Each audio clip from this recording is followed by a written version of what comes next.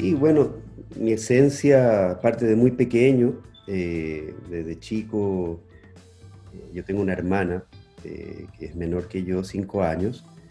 Cuando ella tenía 3 y yo sí, 8, eh, bueno, ahí ella obviamente se transformó en cantante posterior y ella cantaba de chica y yo me armaba mis baterías de cojines, por ejemplo. Yo tocaba la batería con cojines y empezamos como a jugar, que armábamos un escenario, con cosas de la casa, de chico, de pequeño.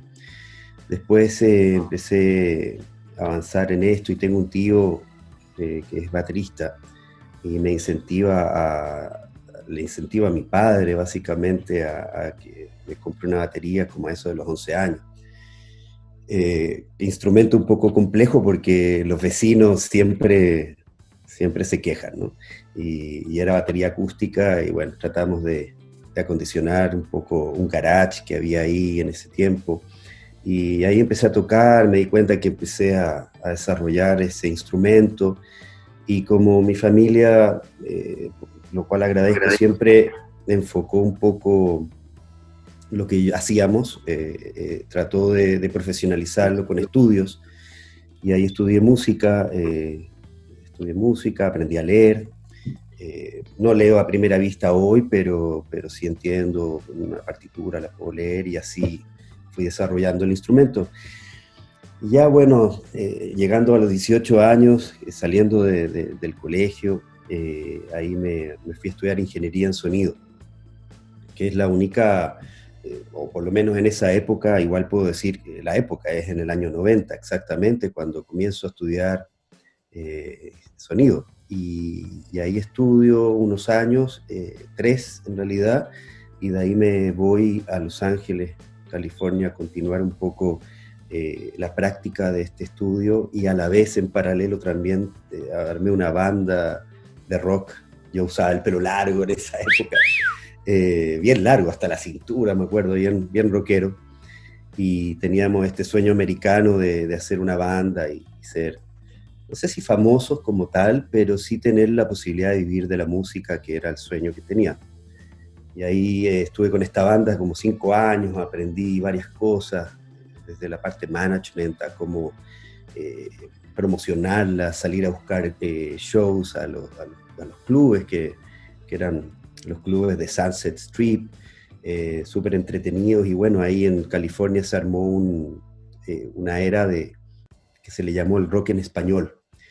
Eh, y, y, bueno, ahí empecé a participar del rock en español a principios, porque en los 90 recién, si bien existían bandas muy potentes en México que pasaban al otro lado y se les conocía como dentro de esta área del rock en español, como Jaguares, Caifanes, bueno, Caifanes primero, Jaguares posteriormente. Nosotros éramos bandas locales, ahí estaba un grupo también de mexicanos con chilenos que se llamaba Pastilla, o se sigue llamando Pastilla.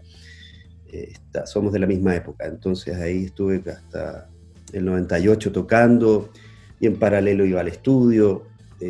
Ahí aprendí a soldar cables, a armar pacheras, que en ese tiempo era todo análogo. Y después de vivir hasta el año 98, 98, sí, me fui a Chile por una situación que se dio. Mi hermana es cantante, ella es cantante profesional desde el año 89, ella se llama Nicole y fue grabando discos, hasta el día de hoy graba discos. Y bueno, ahí ella me invita en el año 98 a tocar batería para la gira que ella tenía, que era un disco que grabó, el único disco que ha producido Gustavo Cerati, o que produjo Gustavo Cerati fuera de lo que es Soda Stereo y sus discos personales. Y bueno, ahí ellos hicieron este disco, lo hicieron en Londres, un disco súper revolucionario porque en el año 97 se grabó y recién se estaban ocupando las secuencias en las bandas. Y el click para el baterista era todo un desafío y para la banda, obviamente. Entonces ahí fue un desafío el cual me fui de gira con ellos y nos fuimos por toda Latinoamérica hasta llegar a México. Yo llegué a México tocando batería básicamente. En paralelo siempre trabajé como técnico de audio en escenario, cargando cajas y claro, y en paralelo queriendo ser músico, ¿no?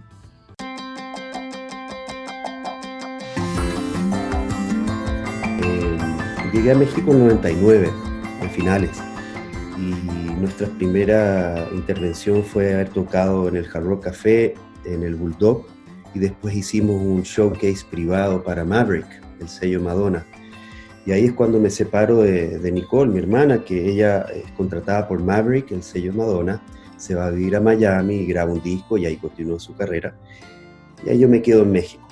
En el año 2000 inicio con Julieta Venegas, fue mi primera artista mexicana, que aparte de iniciar con ella era mi vecina.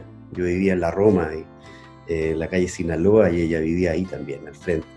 Entonces ahí estábamos, hacíamos giras, salíamos en un bus clásico que había ahí, muy antiguo, el cual nos venía a recoger ahí a la misma casa. Y con Julieta empecé a trabajar de técnico y pasé rápidamente a productor porque no había, y empecé a ver todo el desarrollo de stage manager, tour manager, y empecé a aprender todo rápidamente. En paralelo ahí, mis compañeros de La Ley, grupo chileno que vivía en México, ya desde los años 90, llegaron como en el 96, 97, llegó La Ley a México. Justo tenía un crew que ya llevaba cerca de 8 o 9 años, todos amigos, y ese crew ya, digamos, pasaron a hacer otras cosas, fueron a hacer otros proyectos, y hubo un disco entre medio, que fue el disco del Unplugged MTV, que se hizo. Posterior a ese disco es cuando entro yo y el crew se cambia, se renueva y iniciamos una nueva etapa con La Ley ahí hasta el 2005, donde Iñaki Marcos era el production manager y bueno, muy amigos somos con Iñaki, y yo era el stage manager, pero aparte me encargaba de armar esa gran batería de Mauricio Clavería, que era todo un monstruo, porque era gigante, tenía pads electrónicos, Roland, tenía, bueno, batería acústica de W, todos los triggers D-Drum. Entonces había harta tecnología, era muy grande, tenía, para armarla era 1 hora y media por lo menos. Entonces no pude conseguir a alguien que me ayudara a armarla para yo dedicarme solamente al stage manager, que ahí obviamente armaba todo lo que era el diseño de luces, videos, escenarios, tarimas, todo eso. Que me ayudó en la batería muchas veces, o más de una vez, fue Job, quien fue el drum tech de Caifanes, Jaguares, y él se transformó en un aliado de Yamaha fuertemente, inclusive tiene una batería a su nombre, nuestro compañero Job. Sí. Y bueno, pasando ahí con La Ley, estuvimos hasta el 2005, viajamos por todos lados, hicimos bonitas giras, bueno, pasamos por todos lados, y de ahí La Ley se separa, el año 2005, y ahí aparece Gloria Trevi. Gloria Trevi venía saliendo de sus problemas, ella en el año 2006, si no me equivoco, ahí ella se incorpora al medio musical otra vez, y Sony Music nos llama, estaba Iñaki Marcos también, pero al final Iñaki no quedó como productor, se fue a otro proyecto y quedé yo como productor, lo cual fue una gran oportunidad, bien complejo, digamos, el proyecto, porque era una banda muy grande, tenía 2 bateristas, dos bajistas, era muy rara la configuración al principio de Gloria. Aparte, nos tocó grabar un DVD y ella quería todo, una sinfónica al lado. Esto lo grabamos en el Palacio de los Deportes, está grabado ahí. Y nada, fue una gran experiencia, con ella estuve como 1 año, hasta que nos dimos cuenta que estaba embarazada y tuvimos que parar la gira. Ahí paramos la gira como en el 2007. Y ahí, de ahí pasé a ahí pasé al grupo Molotov. Pero entre medio Issa Reilly también. Issa Reilly, gran artista de Chiapas. Eh, Issa Reilly en ese año también, no me acuerdo. Y después pasé a Molotov, haciendo giras también por América. Fuimos a Europa también. Y también de production manager, pero siempre me gustó meter las manos, o sea, era production manager, pero yo en el escenario, la carga, no lo podía dejar de hacer. Es más, hasta el día de hoy lo sigo haciendo. Y bueno, después de Molotov, estamos pasando rápido por toda la historia, llego al último grupo que me tocó participar en México, que fue Rake. Esto fue en el año 2009, me integro a Rake. Y todo bien, ahí una experiencia increíble porque Rake estaba en la transición de seguir creciendo como banda, tenía un bonito diseño de luces, pero todavía no ocupaba mucha pantalla. Empezamos a hacer un diseño para ellos, el cual revolucionó un poco en ese tiempo lo que los grupos... Bueno, se ocupaba mucha pantalla, por ejemplo, y ahí nosotros incorporamos un diseño completo, un poco más caro de lo que normalmente era, pero Rake iba en su vida y aprovechamos esa oportunidad para poder hacer giras un poco más grandes. Nos fuimos para Estados Unidos, para todos lados, viajamos a Sudamérica, a Chile, viajamos varias veces, de hecho, al Festival de Viña, que es chileno, fuimos varias veces con Rake, bueno, 2 veces, y con La Ley, con otros grupos también. Y bueno, de ahí, en el año 2012, estaba con Rake, y bueno, ahí pasa que mi madre lamentablemente se enferma de cáncer, y yo ya llevaba fuera de mi país casi 20 años, entre lo que estaba en Los Ángeles, California y México. Y fue difícil para mí tomar la decisión de volver a Chile porque en principio no me conocían, porque si bien me conocían algunas personas, yo nunca viví en Chile en el periodo de desarrollo profesional. Me eduqué más en Estados Unidos y en México, lo cual agradezco muchísimo.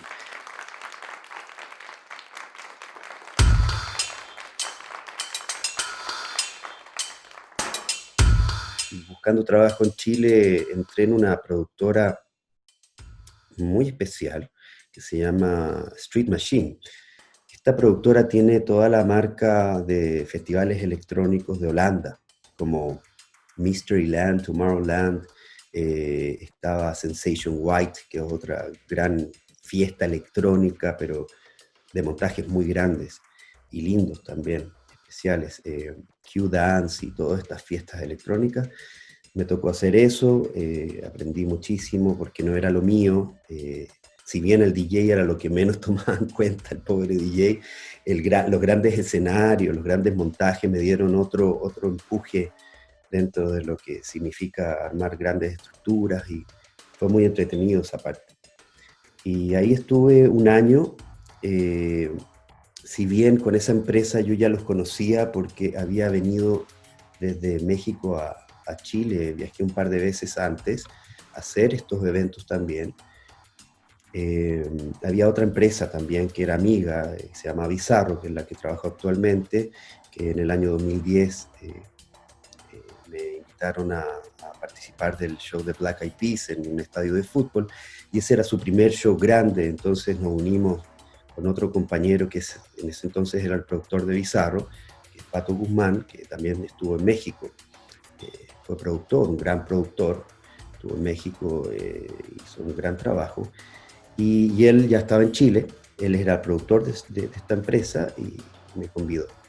Después de eso, de lo de Street Machine, bueno, Bizarro se acerca a mí en el 2013, y a finales de 2013, y me ofrece integrarme como, al principio productor general, pero después la empresa empezó a agrandarse tanto que me dediqué solamente a la producción técnica porque Bizarro del 2014 empezó a crecer enormemente. De hecho, Bizarro hoy debe ser de las empresas más fuertes de Latinoamérica porque tenemos sede en varios países. tenemos sede en Colombia, en Perú y Bolivia, pero aparte tenemos aliados en todo el mundo. Hacemos shows de coreanos, así que tenemos todo lo que es el K-pop.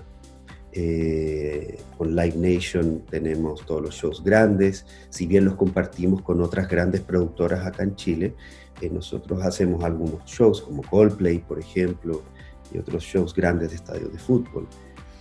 Y bueno, ahí desarrollé con Bizarro todo un crecimiento a través de los años. Hacíamos 80 a 100 shows al año, que es distinto ser productor local a ser productor de gira, porque el productor de gira llega y espera que esté todo instalado. En cambio, ya ser productor local, sacar permisos y ver todo el crew local para poder armar el escenario, luces y todo eso, empezó a ser un trabajo bastante más desgastante. Y nada, lo aprendí a hacer poco a poco. Creo que me siento más cómodo el día de hoy, pero es un aprendizaje eterno. No se termina de aprender nunca.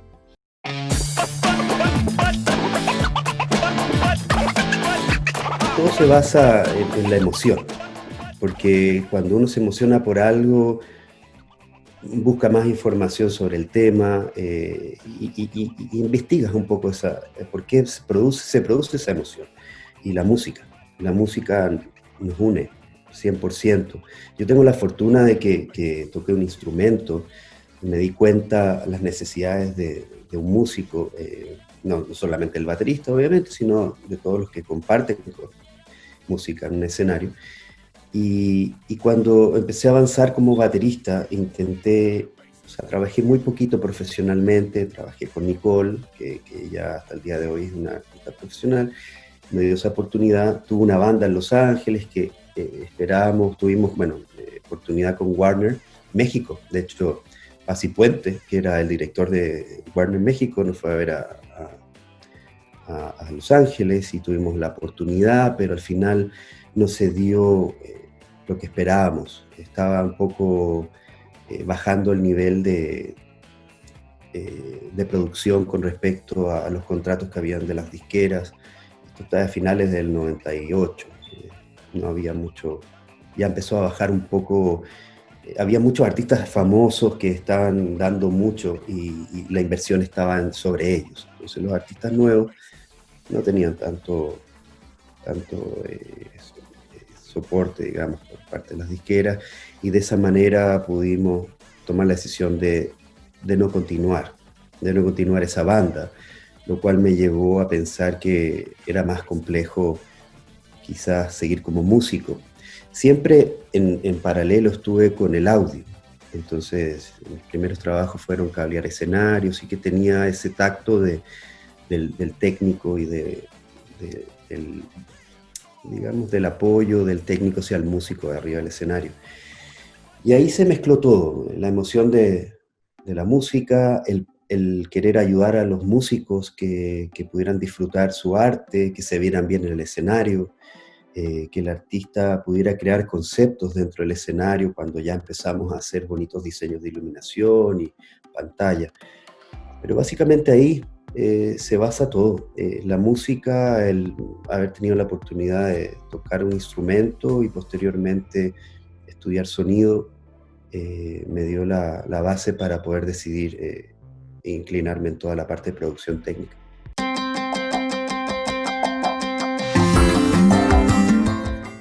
Primero, uno nunca sabe que va a ser productor, porque en el fondo uno empieza a ser técnico, que es lo lógico. Uno no puede llegar a ser productor de una vez, porque el productor es el que tiene que abarcar varias áreas, y si bien no tiene que ser experto en todas las áreas, tiene que ser tan honesto consigo mismo de que cuando uno no sabe algo y tienes un desafío por hacer y no tienes toda la información, debes acudir a los profesionales que correspondan, buscar a las personas con más sabiduría en el tema, ojalá que sean buenas personas, porque eso es lo más importante, que he aprendido a través del tiempo. Y claro, uno va avanzando en esta carrera de ir aprendiendo y aprendiendo, Y de repente te das cuenta que ya no solamente te gusta el audio, sino también te gustan las luces y empiezas a ver qué tipo de iluminación existe, las distintas lámparas y para qué sirven. Después empiezas a ver un poco de estructura eh, y todo lo que implica un montaje aéreo, rigging y todos los accesorios que eso conlleva. Y ahí uno empieza a estudiar y empieza a preguntar, obviamente estudia en la calle básicamente. Eh, no hay academias como tal, que yo sepa, de producción técnica, si bien hay seminarios de luces para manejar consolas y otro tipo de temas, lo mismo para rigging y otras situaciones, no hay carreras oficiales como la del audio. Entonces, gracias a grandes profesionales y la mayoría de ellos mexicanos que tuve la oportunidad de compartir, gané mucha experiencia y ahí poco a poco también fui creando un lenguaje en todas estas áreas para poder comunicarme al momento de ir a otros países y tener una comunicación un poco más directa. Así que como productor, al final del día, después de sentirse productor, sentir que uno ya está aportando como productor, eh, lo más importante hoy, no sé si antes lo sentía así, porque obviamente la madurez se va dando con el tiempo. Antes sentía mucha presión, porque también me gusta hacer las cosas bien, y, y presionaba a las empresas y a las personas. Trataba de ser lo más humano posible, nunca traté de faltar el respeto, o sea, no que tratara, sino eh, nunca sentí falta el respeto a nadie, pero si bien los productores de esa época, que somos nosotros, que somos los que estamos desde los 90 para adelante, eh, teníamos muchas dificultades en desarrollar ciertas cosas. Entonces, yo siento que había en terreno mucha presión a veces. Aparte también había no mucho conocimiento, porque eh, nos faltaba desarrollo tecnológico también. En los 90, el audio, las luces, todo empezó a evolucionar. Ya en el 2000 ya empieza a agarrar un poco más de forma, salen las consolas digitales, salen los line array, que son el PA que está stackeado, colgado de forma lineal, no como antes que eran hacia los lados y hacia arriba y eran grandes paredes de PA. Y, y bueno, yo creo que ahí al aprender un poco toda esta base, gran base, siento que como productor pude abrazar un equipo técnico. Pude abrazar un equipo técnico y obviamente siempre con la sinergia de ida y vuelta, porque uno busca en sus compañeros que ellos te aporten lo que saben y lo que han aprendido a través del tiempo, y así se va uno creciendo. Y finalmente, bueno, como productor, que es todo un proceso en realidad, y sigo en el proceso, aportar a que el concepto final salga lo mejor posible. Yo creo que esa sería la finalidad de un productor.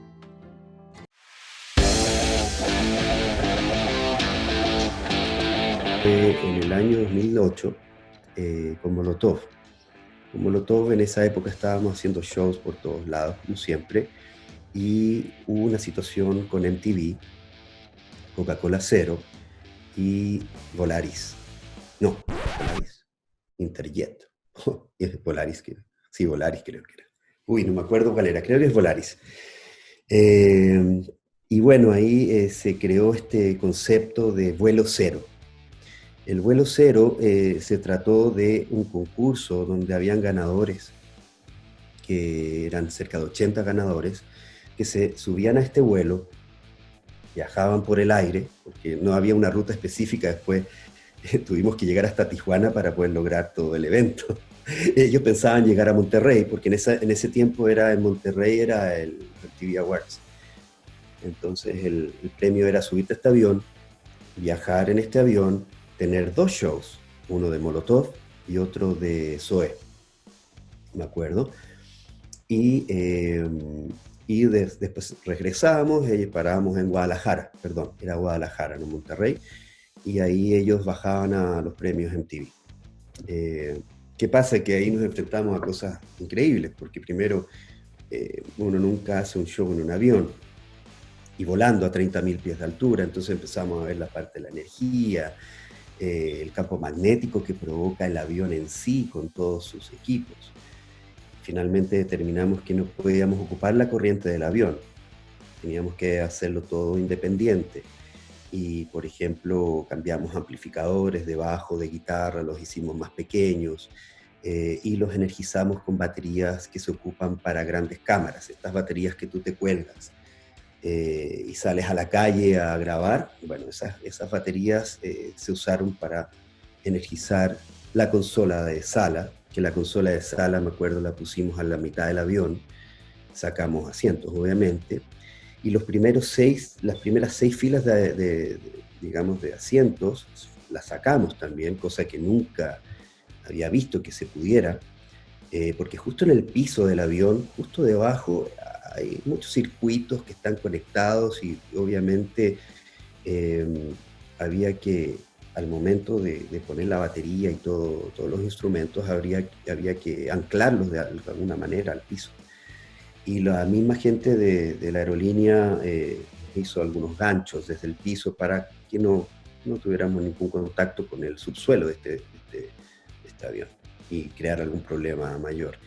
Finalmente montamos batería, bajo, guitarra, micrófonos. Pusimos, me acuerdo que eran cajas pequeñas, creo que era una Meyer Melody, que es una caja más delgadita, y las pusimos en todas las compuertas donde tú pones tu equipaje arriba, desde el principio hasta el final. Entonces, cuando ya estábamos a 30.000 pies de altura, toda la gente abrió todas estas cabinas y ya podía escuchar el concierto. Yo creo que eso ha sido un poco lo más extraño que me ha tocado hacer y desafío especial, podría llamar, con respecto a un show.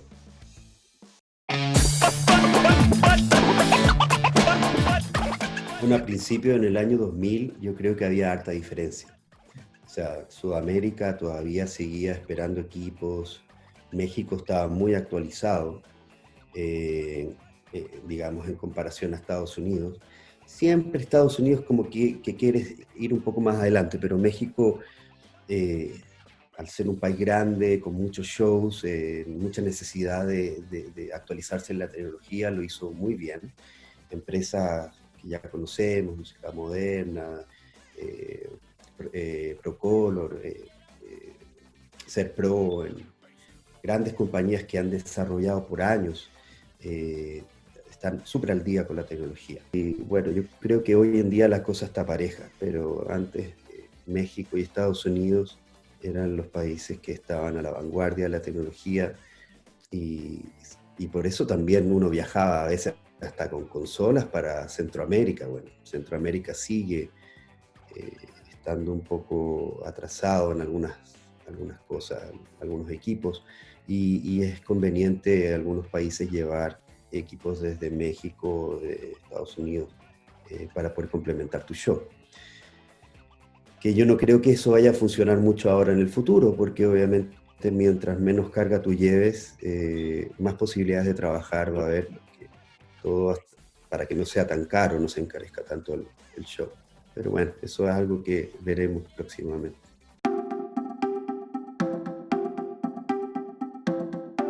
Bueno, en estos momentos obviamente todos estamos en una etapa laboral difícil, muy difícil.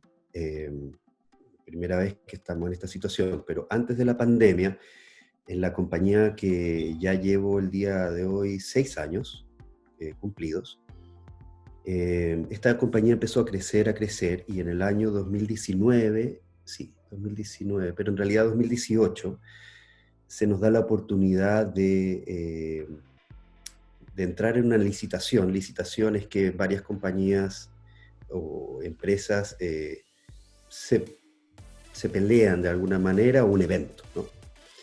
Y el Festival de Viña se puso a licitación por primera vez en la historia en sus 60 años, porque siempre lo había hecho las televisoras.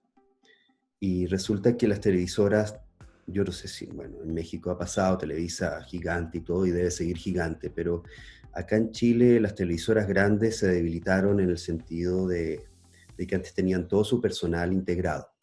todos los técnicos de todas las áreas, directores, etc. Hoy en día las televisoras son más ejecutivos y todo el personal operativo lamentablemente tuvo que ser despedido. Entonces todo este personal se fue a empresas freelance y ya las televisoras optaron por abrir la puerta al Festival de Viña, este festival que ha ido creciendo a través de los años, y abrió la puerta a las productoras que saben hacer shows. Si bien no sabemos hacer un festival de Viña con televisión y todo, con Bizarro, la empresa a la cual trabajo, hace ya unos años, antes del Festival de Viña, ya empezamos a hacer shows televisados para otros canales de televisión. Por lo tanto, ya entendíamos cómo era trabajar con una televisora en un escenario al aire libre, en vivo, qué es lo que ellos esperaban. Por ejemplo, una de las cosas que pasan en el escenario es que el ingeniero monitores ya no se ve. La decoración de los escenarios involucra 180 grados, o sea, toda la pared que está atrás y las paredes laterales, donde generalmente están los técnicos y ingenieros monitores. Justamente por las tomas que se hacen en ángulos especiales, la idea de la televisión es no captar a los técnicos ahí esperando o trabajando. Entonces, al ingeniero monitores, por ejemplo, se le pone 2 monitores grandes, donde uno tiene el final, que es lo que se está transmitiendo al aire, y el otro generalmente ponemos se le llama una cámara espía, un spy cam, donde el monitorista puede ver el escenario exactamente como si lo estuviera viendo desde su posición, pero a través de una cámara. Y todo esto para limpiar el escenario y sea una transmisión más limpia. Y así aprendiendo con estos festivales, que hay 2 festivales en Chile, que uno se llama el Festival de Talca, que no es menor porque se hace en una explanada y recibimos a más de 120.000 personas en el lugar y hacemos 4 noches ahí, así que es fuerte el trámite. Y luego hacemos otro festival que se llama Festival de las Condes, que es de una municipalidad importante acá en Santiago, y también se transmite vía Canal 13, que es uno de los canales más importantes de Chile. Y el Festival de Viña se nos da la oportunidad el 2018 de iniciar los 4 años, porque estas licitaciones son por 4 años, y empieza el 2019 el primer festival. Así que hasta ahora llevamos 2 festivales de Viña, 2019-2020. Y yo creo que eso ha sido uno de los retos más grandes que me ha tocado, porque el festival, si bien uno sabe armar un escenario, pero estamos hablando de un escenario de 30 metros de boca, hay 3 o 4 escenarios armados, el cual entran con carros eléctricos, digamos, y tenemos 6, 7 consolas de monitores, 6, 7 consolas de sala, 4 consolas de broadcast, que es la transmisión, más todos los satélites y todo lo que implica la televisión, muchas cámaras, más de 16 cámaras. Este último festival fue muy entretenido porque pudimos traer esta cámara que se llama SpiderCam, que es la cámara que se cuelga con cables y se ocupa en el NFL y en partidos así de fútbol americano y otros grandes eventos. Y modernizamos el festival bastante. De hecho, un comentario acerca de este festival, nosotros lo agarramos en 2019 como primero, y siempre los diseños habían sido de excelentes diseñadores chilenos. Esta vez nosotros, como tenemos cercanía con estos festivales electrónicos, y lo que habíamos conversado anteriormente, pusimos en competencia a uno de los diseñadores más importantes de esta área de electrónicos, como Tomorrowland, Mysteryland, a Bart Straber, que es de Holanda, y ganó, curiosamente, ganó y su concepto quedó, y es una gran gaviota gigantesca, el cual construimos todo custom made, o sea, construimos ahí muchas estructuras hechas ahí a diseño customizado para este festival, y bueno, fue un trabajo de joyería súper lindo. Yo creo que ahí pusimos mucho de nuestra experiencia y seguimos aprendiendo, porque ahí nos enfrentamos a cosas nuevas también. La conectividad es impresionante. La distancia entre front of house y escenario son 150 metros. Entonces, es una tirada larga. Todo pasa por debajo. Hay túneles por debajo. Hay un túnel que, para no pasar entre medio del público y llegar al front of house, tú pasas por un túnel por debajo. Y eso, yo creo que eso ha sido una de las experiencias actuales más potentes que me ha tocado recibir.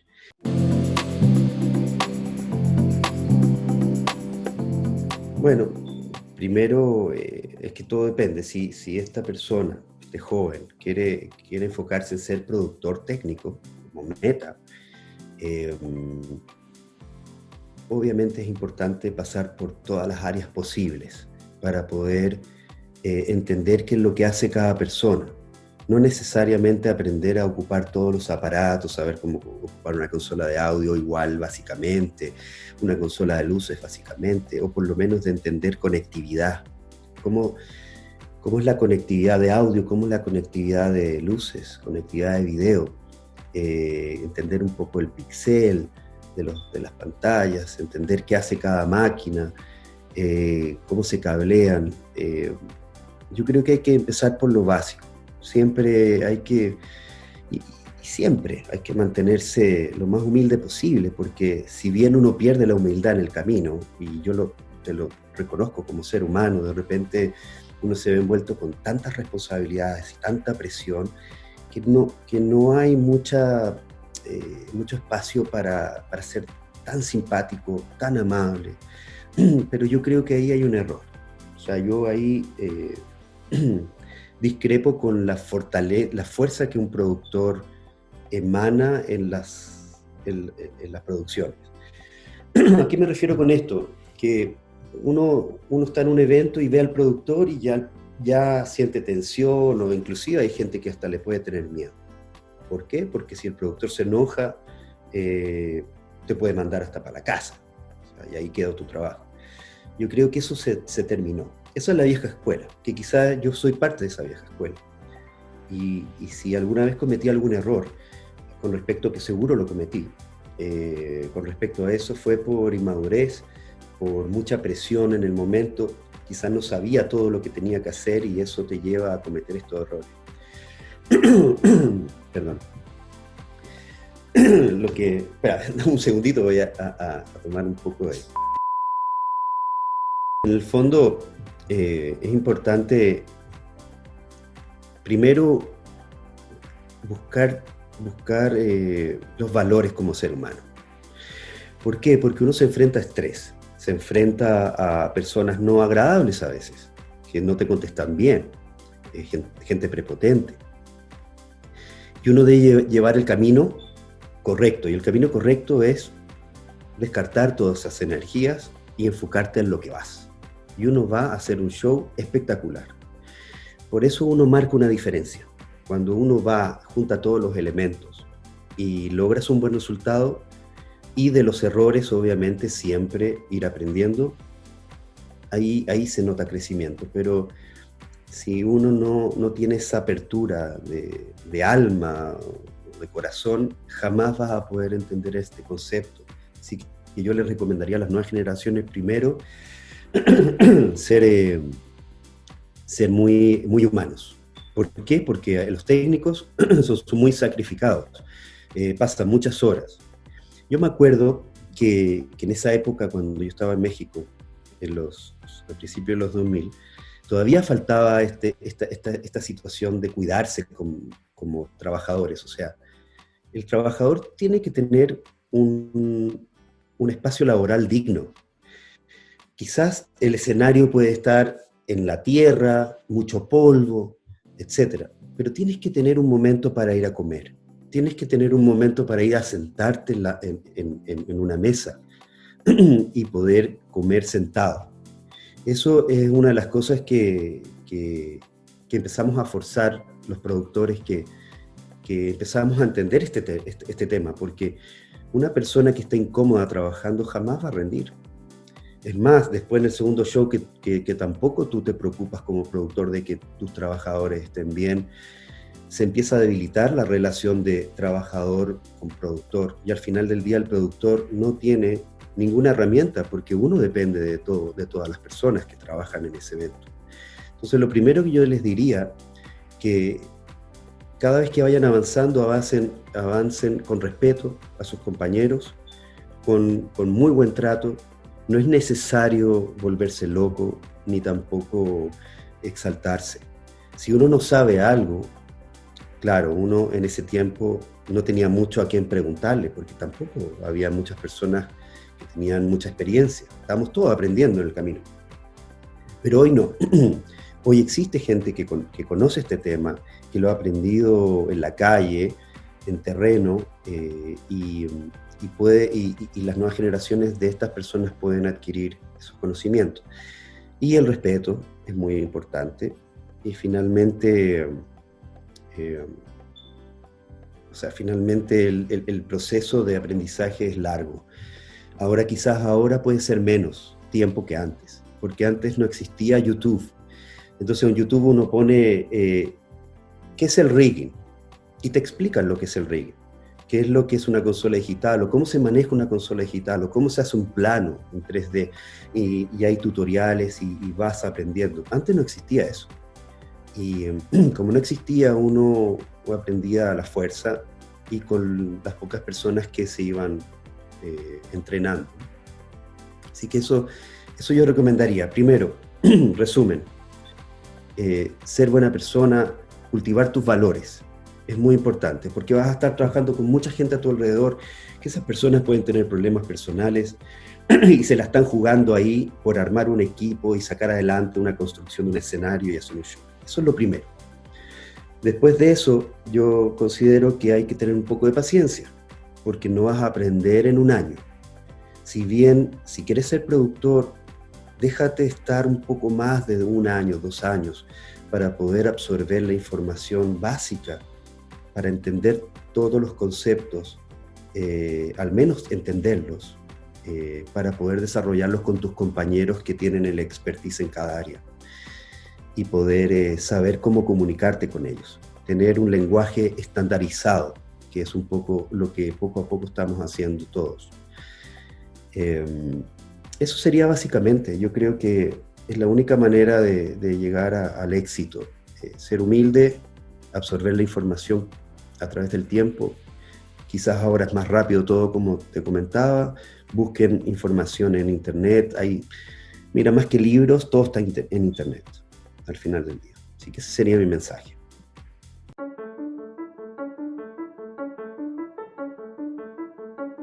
Ocuparía unas 3 o 4 palabras, que sería paciencia, como lo mencioné en un momento. Muy importante tener paciencia. Mucha constancia. O sea, si uno inicia un proceso de aprendizaje, por ejemplo, de conectar audio, la constancia de aprenderlo lo mejor posible con práctica, mucha práctica, y buscando conocimientos en el camino, que todo en estos momentos está a la mano, y la mayoría gratis. Lo puedes encontrar. Obviamente toda esta información fortalecerla en terreno, que a través de compañeros con más experiencia. Así que básicamente ese sería como el todo. Yo creo que es la única forma de lograr perdurar en el mercado, porque es bastante cruel este mercado. O sea, si uno comete errores y cometes más de un error, hay un momento que ya no te dan más oportunidades.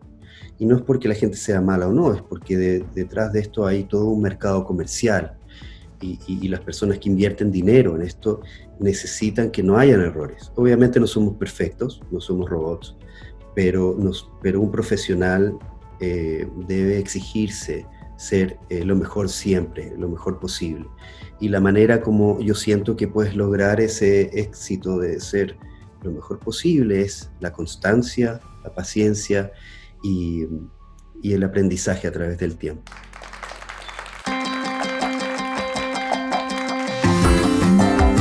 Antes que nada, agradecer esta invitación, porque entiendo están empezando con los productores de México, y de verdad me enorgullece ser parte de este grupo de productores, el cual crecimos juntos. Mencionaste a Germán, Poncho, Paco y otros más. Primero que nada, eso. Muchas gracias por integrarme a este grupo selecto de grandes personas y grandes trabajadores. De verdad, eso me emocionó mucho porque, claro, yo nací en Chile y, y, y entré en este mundo en México como invitado y me hicieron parte de su casa. La verdad, me recibieron muy bien, siempre me han tratado muy bien y lo quiero agradecer, de verdad, de corazón. Si alguna vez cometí algún error, quiero que sepan que hoy en día he aprendido y qué es lo que uno debe hacer, aprender de los errores. Es importante equivocarse. Si uno no se equivoca, no aprende. Eso es súper importante. Sería parte un poco de los consejos también. Yo creo que lo más importante es, como lo dije más de una vez, es ser buena persona. ¿Por qué? Porque yo sé que suena un poco romántico y quizás antes uno no lo tomaba en cuenta, pero ¿por qué es tan importante? Porque uno trabaja con seres humanos y con muchos. Hay producciones que son de 200, 300 personas. Hay producciones más chicas, sí, pero siempre hay una sinergia de muchas personas de distintas áreas, desde cargadores, stagehands, gente que se cuelga, los riggers, gente de audio. Bueno, los de audio siempre llegan con camisita, llegan más peinaditos. Los riggers son más relajados, etc. Cada uno tiene su personalidad, pero todos convergen en una sola cosa, que es un gran equipo para lograr un gran show. Y al lograr ese gran show, aparte del dinero que uno recibe por eso, lo más grandioso y que emociona a todas las personas que hacemos esto, es ver a la gente disfrutar lo que hiciste con tus compañeros. Que las luces se hayan visto increíble, que la gente hasta haya llorado porque se emocionó con la sensación que le provocó este evento. Eso es lo más bonito y creo que hay que seguir manteniéndolo, y las nuevas generaciones que ahora vienen con más información escrita y en las redes sociales y libros, etc. Aprovechen esta oportunidad. Ustedes van a aprender más rápido que nosotros, eso no cabe duda, pero no crean que van a ser tan rápidos, porque se necesita tener algo de experiencia en terreno para entender lo escrito, para llevarlo a terreno y a la realidad. Siempre se aprende de eso, porque hay un trecho entre lo escrito y la realidad, y te vas dando cuenta solamente viviéndolo. Así que hay que vivir cada momento, compartir con tus compañeros, aprender de cada uno de ellos y ser unidos, es lo más importante. Hay que ser una familia. Eso es lo más importante. La familia del rock.